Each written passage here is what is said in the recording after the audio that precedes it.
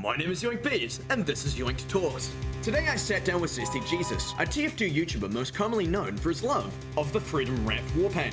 In this interview, I ask only the most hard-hitting, serious question. Power from Chainsaw Man or Baki the Grappler? Baki.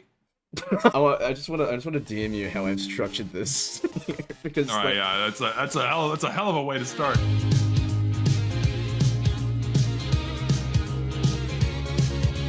Hang on, let me just lighten the mood here a bit. Got my own Zesty Jesus glasses. So Lighten the mood. These are dentist glasses, so I just they have little magnifying glasses on here, so I can just zoom in. But why? I just have them. My grandfather's. I just have them. They're a cool little keepsake. Oh, that's cool. Yeah, he was a dentist. A really cool dentist. Awesome. Yeah. I don't know. I have not no practical use unless I'm soldering shit. But hey, they're pretty cool. Unless otherwise. you become a dentist. That's true. I probably asked you this during the Chota stream, but why did you come to love the Warpaint so much compared to all the other things on the workshop? I think the main reason is because it's something you can actually see on your screen when you're using. That's the biggest factor. Okay, now we're gonna get the more serious questions here. TF2 is not an esport, yes or no? No, if we're talking strictly the vanilla game, no, it's not. And stuff like Highlander, that sort of stuff, would you can class that as being on the verge, or would you still class that as not being as esporty? Well, those absolutely hit esports status. I mean, those two ways to play were specifically designed for competitive play in mind, and for a while, for some years, they absolutely were elevated to the status of esport. I mean, we had huge LANs with thousands of people watching them on Twitch, right? Yeah. And they were insanely popular, even with those that weren't actively involved in the TF2 sphere. And seeing TF2 on the global stage like that, even in its derivative forms for competitive play, that was an esport. That was a big deal. So absolutely, those achieved that status 100%. Okay. And do you think that the desire to be more marketable to competitive nature, do you think that killed the essence of TF2? Yes or no? Absolutely. I mean, that was Valve's primary goal with Meet Your Match, was to market it as a more modern, competitive esports type game, and then everything else that came after that is history with that terrible update. Right. But yes, in short, yes. Okay, I've just written TF2 here. I think I forgot to finish off a question, so I'm just gonna move on with the most recent MVM announcement. That's both great and also kind of shit. What would you look forward to in an MVM update? I mean, I would look forward to anything that's not directly MVM related. So, I discussed this multiple times elsewhere, but part of me believes that Valve can't ignore how awful the matchmaking system is. Right. Especially given the hiccups last year with Scream Fortress and all of the maps that were in the game that basically just made it break and they had to step in and fix it. If they're going to be redirecting a bunch of traffic into the game coordinator with man versus machine, to me, there's no conceivable way that they can continue ignoring its horrific functionality and just assume people are going to put up with it, especially if they're going to monetize MVM with the more tour duty tickets and potentially new item drops, right? That's what I hope for, are fixes to the matchmaking system. Yeah.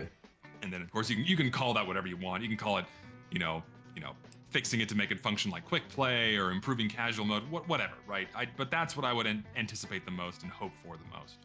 Second to that, new toys, because really that's all I care about. Absolutely. MVM, sure, fun. I'd love to see new Australians, but I just that pales in comparison to wanting genuine improvements for the gameplay. So. It feels unlikely as well. As much as I might want the Aussie fish, and as happy as I would be, that seems unlikely. 13 years in the future. It's painfully low-hanging fruit. It's so easy for Valve to put any kind of new item drops for MVM. Yeah. They would be dumb to not do it, but this is Valve. They're lazy. They probably won't. Do you think that new settings are acceptable in the art style of TF2? Because there isn't really a defined setting for when we can fight the robots. If I want to be a real hardcore purist, environments that adhere more to early stage maps, more remote, arid environments, or just remote environments in general, say up in mountains or a wooded forest, maps like Yukon and what have you. where you have facilities built into the surrounding nature, which is what the majority of TF2 maps look like, early stage maps anyhow. I think so long as you adhere to that and don't go too crazy, I think that's acceptable. Right. And there's a line. The line is blurry, and exactly where that line is can be argued to death, but it's easy to know when something has crossed it. Well, obviously, we don't want to see maps like Bread Space on MVM. That would just be outlandish. No. That would be. Like, I mean, examples of maps that cross the line are things like Bread Space or Embargo. Like those are very clearly, or Whatville. That's like very clearly on the line, and we're not on the line, well past the line, right? Yeah. So with Embargo, avoid things like that. Yeah, with Embargo, I think it's a really cool map, but it, like you say, it doesn't really fit the feel of TF2. Like it feels kind of It's awesome. It's really well made. Like the art, the voice actor for it is really cool. And I think that would be awesome. Maybe for another game though. Oh, sure, yeah. I mean, you can't ignore that a lot of effort went into it. It looks cool, but it's just not TF2. And I said this a moment ago when I was streaming that like the mercenaries look out of place on that map. And if the mercenaries look out of place on your map, you probably did something wrong. Quickplay was removed from Meet Your Match on July 7th, 2016, replaced by its casual and competitive mode. What has been the worst long-term effect, in your opinion? And of all the ones? I think the worst long-term, it's hard to pick one because you can cite several major glaring problems with it. But I think the one that's hurt the most is the negative impact it's had on the gameplay flow. And then the next one that ties with that is the blow on the game's community because of how heavily it neutered exposure and traffic for community servers. And so many of them died, where you had no other option for a consistent vanilla experience except casual mode, and you were screwed. Like if you just did not like quick play for whatever reason, you could just go find a server in the browser and you were good. But casual mode, you were locked in. You're done. And then all these community servers died, and it was terrible. It's because I mean that's why bringing back quick play to an extent would alleviate the problems that you're experiencing, because you could just go right to the browser and find a populated server and start playing right away and not be reliant on a broken matchmaking system. But then as for like the gameplay flow, like you mentioned, you know, annoying wait times, round limits that cut your play time short, incessant requeuing for what's inevitably going to be a horrifically unbalanced game. It's, you know, the gameplay and the flow of the game has been completely ruined since 2016. And you mentioned yourself in your most recent video that the 4L when I sat through it. Sorry, I had ad block on, so no sense for you. You're fine. No, don't worry. It's okay. I don't hold it against anybody. You said yourself in the most recent video that community service saw a player drop of up to 70% of players with the removal of quick play. Do you think that if reinstated, more community service might reemerge, even on an old game like TF2? Oh, for sure. Simply because more players would be not only directly fed into them, but because they'd have more exposure again. More people would play on community servers if seeding players wasn't an issue. And players don't get seeding because players aren't always looking at the browser, nor do they have reasons to look at the browser. So it naturally wouldn't bring back that 70%. I mean, those days are long since gone. Oh, yeah. But it would absolutely revitalize at least some of that old community server ecosystem. Absolutely. Okay. Would you prioritize speed, community variety, I should say, or match fairness in a revived quick play? Or would a revived quick play hopefully kind of integrate this all in one big bunch? I mean, obviously all three of those things need to happen at the same time, but if I was forced to pick one, the biggest problem right now is gameplay flow. The game sucks to play in casual mode. So even if community servers were completely ignored, which would suck, don't get me wrong. Absolutely. The gameplay needs to be addressed first. And the gameplay is harmed by casual mode's functionality, and that should just be priority number one. Yeah. Period. Speaking of gameplay, would you undo the nerfs brought on by Meet Your Match? That by certain items. Most of them. What wouldn't you? I have to. I say most because I don't remember all of them. I don't have encyclopedic knowledge on all the nerfs. But gloves running urgently, Bison, Caber, eviction notice, base jumper, obviously. God, that fucking thing did not need to be nerfed. Things like that. Yeah. Those are the main ones that come to mind. Do you think they were nerfed? Ambassador. Ambassador, yeah. Do you think they were nerfed to make it more competitively acceptable? I don't know what Valve was doing. I really don't. My constant, not constant, the consistent hypothesis I have is that Valve knew which weapons were controversial or unused in competitive formats, and they looked at those, not looking at direct feedback from most of them from competitive players, but they realized, oh, these things need tweaks in order to be, more compatible with smaller team sizes. And those are the ones Valve looked at. But the reasoning behind the nerfs they did, I have no idea. I have no clue what We can they only were doing. speculate. It's Valve. It's, yeah. This is one of the questions I was thinking you might veto, but have you heard any valid arguments for casual, if there are any? I would love to hear one, because I've not heard any serious arguments in favor. Like, Okay. I beg for someone to present a serious argument in favor of casual mode's current functionality.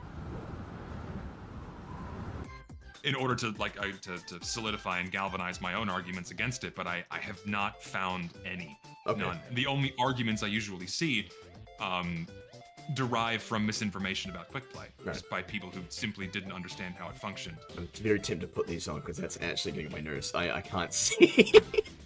Put them on if you need to. Go for it. So, no, I'm taking these I'm off. That's stylish. I'm just gonna close the window. Would you consider yourself a figurehead or a backer of the quickplay movement? Backer. I don't. Personally, I'm not a fan of the idea of having figureheads for movements. For me, I feel like this should just be a natural, organic response from the players. Right. Not that one person or another needs to be spearheading it. So. Unfortunately, yeah, but it seems that despite what people might want, there is always someone who needs to start it off, and it's usually someone. Yeah, unfortunately, it's how things work here, and despite me not wanting it, my name has been attached to it, so here we are. Yeah. How would you run the quickplay movement if you were running it? Let's just say if you were the person who was spearheading this entire operation, right? Not to discredit previous methods, but I think people are burnt out on hashtags. Like, absolutely. We're tired of that shit. Like the beating of the drum. We need another movement is gonna get us nowhere fast. I think the best way to do it is just talk about it and make noise, and make it and just put it on more people's radars. Yeah. And the more people that talk about it, and the more people that make a stink about it, that's step one. And then step two is one that's been employed a couple times in the past, but with questionable effectiveness. Is actually getting a bunch of names together and then sending it to Valve as like some kind of either digitally or physically, like, hey, this is proof that you have a lot of people that want this game to be better. Here you go. That's a good method of, like, it would also bring people together and kind of, bring people behind a similar idea and a similar goal. I think that's a good thing to do as well. But yeah, that's about it. Alright, and if we can't get in terms of the actions, anyway. Oh yeah. If we can't get quickplay, and this is a big, also, and we're talking incredibly hypothetically here.